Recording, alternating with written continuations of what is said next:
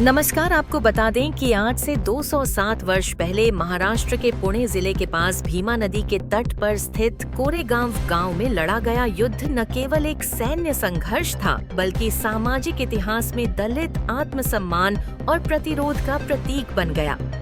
1 जनवरी 1818 को हुए इस युद्ध में ब्रिटिश ईस्ट इंडिया कंपनी की बॉम्बे प्रेसिडेंसी आर्मी की एक छोटी टुकड़ी ने पेशवा बाजीराव द्वितीय की विशाल मराठा सेना का सामना किया। इस लड़ाई में कंपनी की ओर से लगभग 800 सैनिक थे, जिनमें करीब 500 महार समुदाय के सैनिक शामिल थे।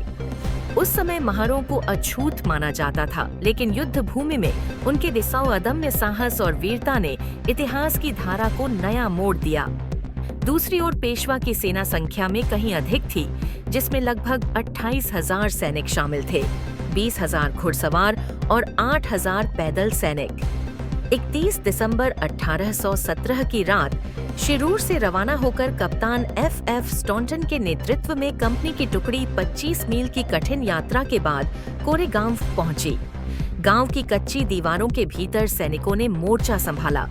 1 जनवरी को सुबह से शुरू हुई लड़ाई करीब 12 घंटे तक चली। पेशवा की ओर से अरब, गोसाई और मराठा सैनिकों की 3 पैदल टुकड़ियों ने भीमा नदी पार कर गांव पर कई बार हमला किया, जिन्हें तोपों और रॉकेट फायर का समर्थन प्राप्त था।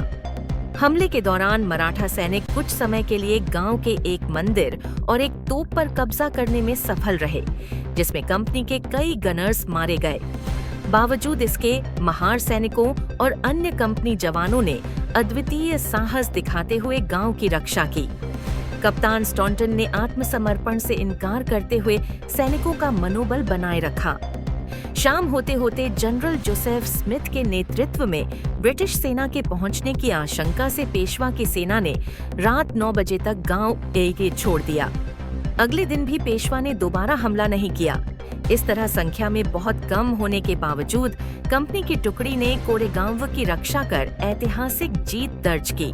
युद्ध में मारे गए महार सैनिकों की स्मृति में अंग्रेजों ने कोरेगांव में एक विजय स्तंभ ओबेलिस्क का निर्माण कराया, जिस पर शहीद सैनिकों के नाम अंकित हैं। आज भी हर वर्ष 1 जनवरी को देश भर से हजारों लोग यहाँ एकत्र होकर अपने पूर्वजों के बलिदान को याद करते हैं।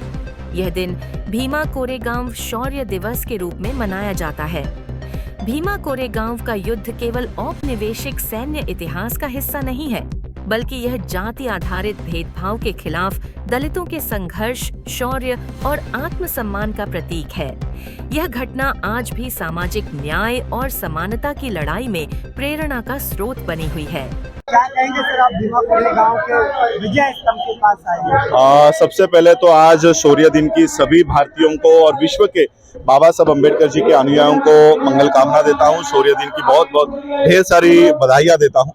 आज हम लोग ऐसे भूमि पर हैं जहाँ पर 1818 में या 31 दिसंबर 1817 के रात को यहाँ पर एक युद्ध लड़ा गया, जहाँ पर 500 नागवंश के लोगों ने, 500 शूरवीरों ने 30,000 28,000 पेशवाओं को यहाँ पर मार गिराया और पेशवाई को खत्म कर दिया। ये एक उदाहरण है, ये जीता जागता हमारे सामने ये सबूत है कि हम लोग अगर इकट्ठा हो गए और कम संख्या भी हो, 500 लोग भी हो, तब भी हम पेशवाई को खत्म कर सकते हैं। इतना बड़ा उदाहरण आज यहाँ पर है।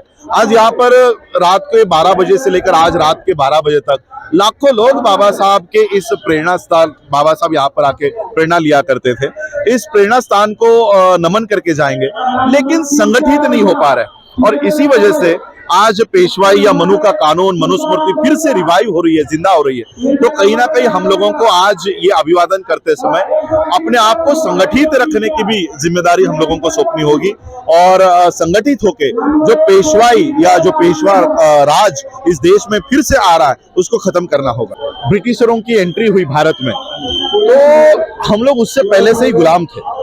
गांधी की लड़ाई सिर्फ गुलामी से आजाद होने की थी, हमारी लड़ाई गुलामों से भी गुलामी की आजादी की थी। हम लोग डबल गुलाम थे, अंग्रेजों के भी गुलाम थे और यहाँ के मनुवादियों के भी गुलाम थे। और जब हम लोगों को एक मौका मिला कि यहाँ के स्कूलों में हमको दाखिला मिला, यहाँ की नौकरियों में दाखिला मिला, यहाँ के आर्मी में दाखिला मिला, तो हम वो पहले लोग थे जो पहली गुलामी से हम लोग बाहर निकले, वो थी मनुवादियों की गुलामी। और जब हमको ये मौका मिला तब हमने अपने रियल आइडेंटिटी में हम लोग पहली बार आए और पेशवाई को हमने खत्म किया। ये हमारे सिर्फ हाथ बंधे हुए थे पिछले 2500 सालों से, इसलिए हम गुलाम थे। हमारे गले में हांडी और पीठ पे झाड़ू आ गई थी। जब हमें मौका मिला और बाबा साहब ने ये साबित करके दिया है, जब बाबा साहब को अंग्रेजों यूएस में जाके, लंदन में जाके पढ़ाई करने का मौका मिला, वो भी भारत की व्यवस्था ने नहीं पढ़ाया। अगर भारत की व्यवस्था में बाबा साहब पढ़ते तो आज भी हम गुलाम रहते। बाबा साहब को भारत के बाहर के व्यवस्था ने पढ़ाया और जब ये मौका बाबा साहब को मिला तो बाबा साहब इस देश का संविधान निर्माण कर पाए। ये हमारे में हुनर है, ये हुनर हमारा आगे ना आ पाए, इसलिए ब्राह्मणों ने हमारे ऊपर शिक्षा में निर्बंध लाके रखा है। और अभी आरटीई नया जो कानून है, न्यू एजुकेशन पॉलिसी बनाकर फिर से हमारे शिक्षा के ऊपर ये निर्बंध लाने का काम कर रहे हैं। देखिए, इन लोगों ने बुद्ध को नहीं छोड़ा, बुद्ध को भी विष्णु का अवतार बताते हैं। अब वो बाबा साहब पे भी क्लेम कर रहे हैं कि बाबा साहब के विचारों को अगर कोई पूरा कर रहा है तो वो मोदी कर रहा है। तो ये जब वो किसी को हजम नहीं कर पाते तो वो उसको अपना लेते हैं। तो आज वो मनुवादी व्यवस्था जो बाबा साहब को एक समय पे अंग्रेजों के एजेंट कहा करते थे, स्वतंत्र आंदोलन में बाबा साहब हिस्सा नहीं ले रहे थे, ऐसा ही भी बाबा साहब पे आरोप लगाया जाता था। अब वही बाबा साहब इन लोगों को प्यारे लग रहे हैं। बाबा साहब के स्मारकों का उद्घाटन हो रहा है, संविधान की दुहाई दी जा रही है। इतना ही नहीं, नरेंद्र मोदी बौद्ध धर्म के कार्यक्रम भी करवा रहे हैं। तो कहीं ना कहीं ये बाबा साहब को अपना कर बाबा साहब को खत्म करने का काम भी आरएसएस बीजेपी के माध्यम से हो रहा है। देखिए कैसा है, जहां से क्रांति होती है, प्रतिक्रांति का केंद्र वहीं पर स्ट्रांग होता है कि यहाँ के लोगों ने क्रांति कर दिखाई है। यहाँ ये भूमि उस चीज की उदाहरण है और इसलिए सबसे ज्यादा प्रतिक्रांति यहीं पर है। नागपुर में आरएसएस का हेडक्वार्टर है, क्योंकि बाबा साहब की दम की क्रांति वहां पर हुई, तो नागपुर में हेडक्वार्टर बनाकर वहां से बाबा साहब की धम्म क्रांति को खत्म किया जा रहा है। पुणे में यहाँ पर हमारे लोगों ने क्रांति की। यहीं पर पुणे के ब्राह्मण, बाबा साहब कहा करते थे कि ब्राह्मण हर यहाँ के नालायक होते हैं, लेकिन पुणे का ब्राह्मण ज्यादा नालायक है। तो ये यहाँ पर जो गढ़ है, चाहे वो पुणे हो, नागपुर हो, ये इसलिए स्ट्रांग है क्योंकि यहाँ पर क्रांतिकारियों की इतिहास रह चुका है और वो क्रांति फिर से ना शुरू हो, इसलिए सबसे ज्यादा प्रतिक्रांति यहीं पर है।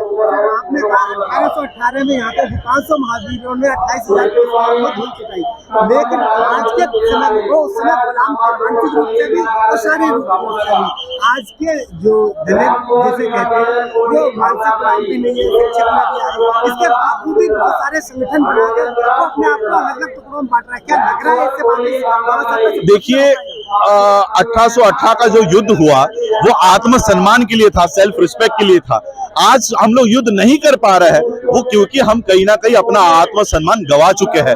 अगर ये समाज अपने आत्मसम्मान के लिए लड़ता है तो फिर से ये क्रांति करके दिखा सकता है। सिर्फ हम लोगों को जागने की जरूरत है। हम कहीं ना कहीं अपना आत्मसम्मान खो रहे हैं और बाबा साहब के आंदोलन की वजह से हम लोग एक कंफर्ट जोन में जा चुके हैं। उस जोन से हमको बाहर निकलना है। हम लोगों को अब ऐसा हम लोग ऐश आराम की जिंदगी जी रहे हैं कि बाबा साहब का संविधान हमारे लिए है, हमारा कोई बाल बाका नहीं कर सकता, ऐसे हम लोग जोन में जा चुके हैं।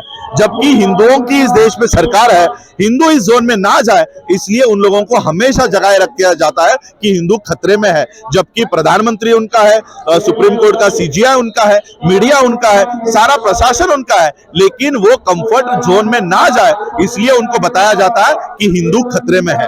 आज की तारीख में जहाँ संविधान के ऊपर छेड़छाड़ की आरोप लगाया गया, पहले तो जब बाबा साहब के बनाए हुए संविधान में हमला होता है तो हमारे राजनीतिक संगठन अभी भी हमारे 132 सांसद भवन में जाते हैं, लेकिन कोई भी उसमें सवाल के निशान नहीं। मैं उनको अपना सांसद नहीं मानता। ये लोग, बाबा साहब ने इनके लिए टर्म यूज किया है कि दे आर टूल्स, स्टूजेस, एजेंट्स। ये दलाल है, उन पार्टियों के दलाल है। उन पार्टियों ने इनको एससी के रिजर्व सीट पर टिकट दिया है, इसलिए उस पार्टी की गुलामी करते हैं, उस पार्टी की चाटुकारिता करते हैं। इसलिए ये एससी के रिप्रेजेंटेटिव्स नहीं है, नेता नहीं है, हमारे सांसद नहीं है, ये उस पार्टी का नेतृत्व करते हैं। इसलिए हमको इनसे कोई उम्मीद नहीं है।